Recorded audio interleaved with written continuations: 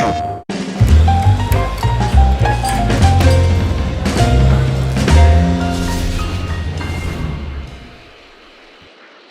everyone. Welcome to a new episode of PlayStation Underground. I'm your host, Brett, and I'm joined by Marco Rizzo, Marketing Manager for Dragon Ball Z Kakarot.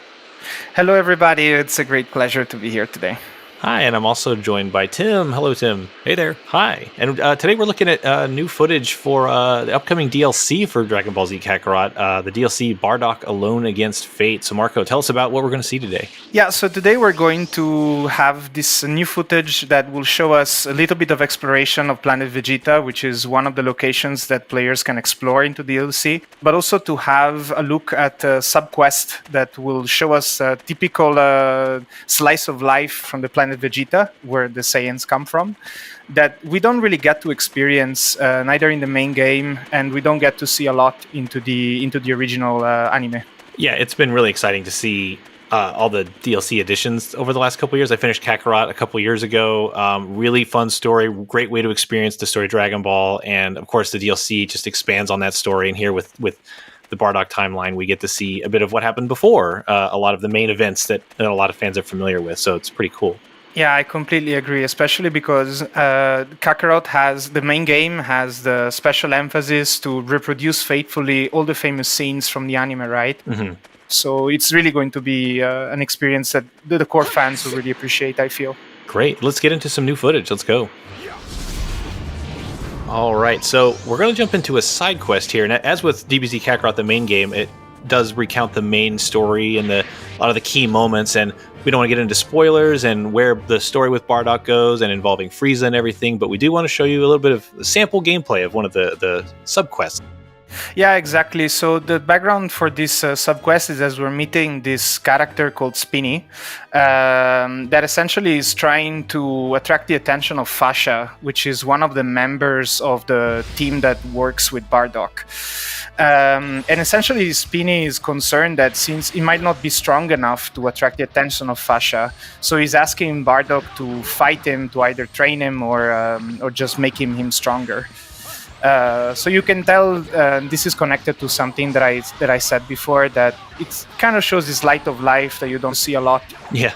And this is interesting to me because I would say if my DBZ knowledge was like subscribe to power level, it's probably more like negative 9,000. But this kind of like insight is cool to see the world. Yeah, indeed. I think that, like I said before, some parts of the DLC reproduce the story as it's originally written in the anime, right? And some other, like these ones, have been specifically created for the game to just give this sense of better immersion for the player, where you can decide to go through the main quest as if to relive the TV special, but also to just experience this kind of side episodes that you would not otherwise experience. Yeah, and it's reminding me now because it's been a minute since I played through Kakarot, but I loved the combat in this game, and yeah, having any excuse to dive back into the battles in this, even for like moments like this, like you said, the slice of life things, to just get in a game that looks like I'm playing an anime, all the sound effects that you recognize, so many cool like stacking abilities that you get, and even remembering like pounding people into the ground, following up. And like closing the distance between them, like it was super fun. So it's so much fun to watch and play. Yeah, I completely agree. And you can also get to do these very typical attacks that we see right now, where it's the consecutive energy blaster, like one of the signature things, or the signature attack that happens in Dragon Ball. And the game really allows you to do them in a very, let's say, intuitive way. And I really agree with everything, like all the sound effects. It really makes you feel like you are inside the anime and you're super faithful to what's going on. So if I'm reading this correctly, is Spinny going to ask Bardock to just get another fight and push him even harder? Yeah, that's correct. In true Saiyan spirit, with the idea to get stronger with that. So Spinny has a clear objective here. And I'm sure Bardock does have more pressing things to get to at some point. But that was the fun of Kakarot as a game, was to just live in that universe a bit longer and do some of the, like we've said it a few times, but the mundane slice of life things for these characters that can shatter mountains and launch people into orbit. It's just fun to my cat's stuck in the tree kind of stuff. And, Yeah, no, I do get that, especially because you really get to interact with a lot of characters that are just outside of the ordinary of what is Dragon Ball. It's difficult to think about ordinary when you talk about Dragon Ball, right? For the reasons that you just said.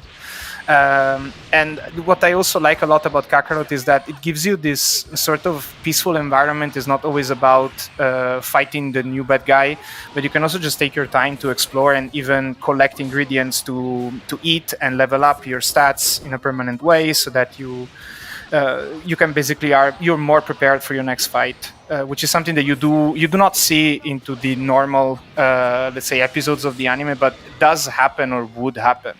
yeah, I do remember flying around a lot because just exploring, grabbing the orbs, grabbing ingredients, and just enjoying. I don't know, there's just a pleasantness of just flying around peacefully. The exact opposite of what we're watching now, but yeah. but yeah, it offers both, because there was just a pleasure of flying around, and the architecture, the art style of the whole series. It's just fun to be in that world. Yeah, completely agree. Especially now that soon we will have a PS5 upgrade for this game. I think all this level of graphic detail are going to make the experience even better for sure. Yeah, arrives in January, I believe, right? Yeah, that will be the 13th of January. Yeah, and there he goes. And there we go. Bardock shows that he's still the Apex fighter. And here on the left, you see that you got some reward, which are orbs that allow you to basically be spent for leveling up your skill.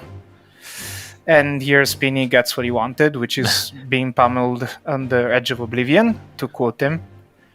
And Fasha indeed comes back as his main objective on why he's going through so much pain. Love at first sight. Yeah, it's a cool story. Bardock's whole tale, it's really fun. So seeing it get the like DBZ Kakarot treatment is really cool. Yeah, absolutely. Especially because indeed there is a lot of emphasis into this game for replicating the famous scene, right? And I really think that this DLC gets the job done in that sense.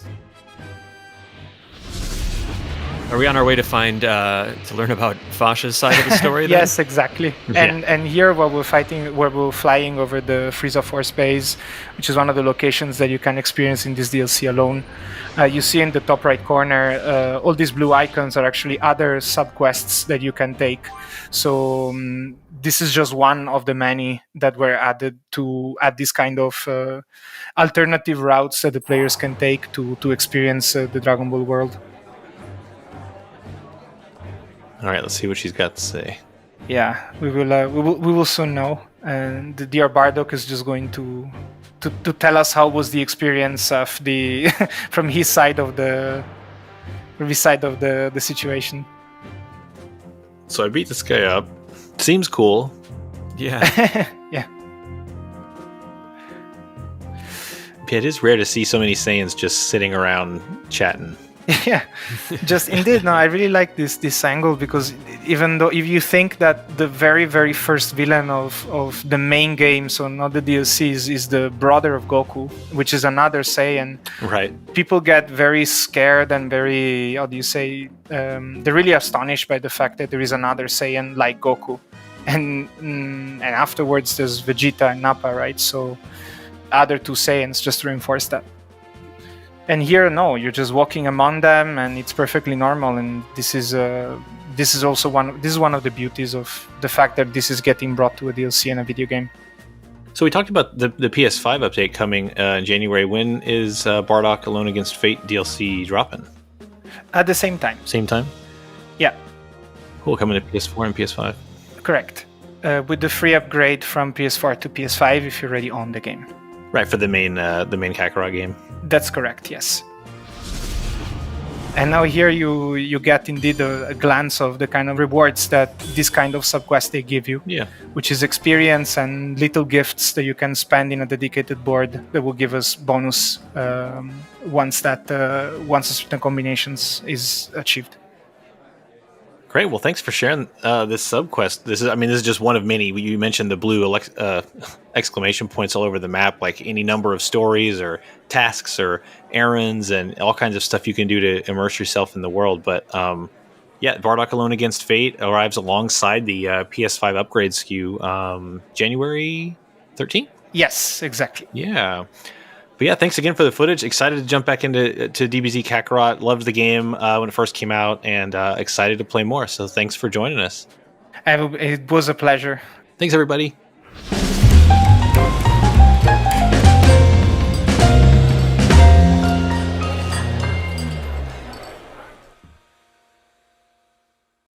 PlayStation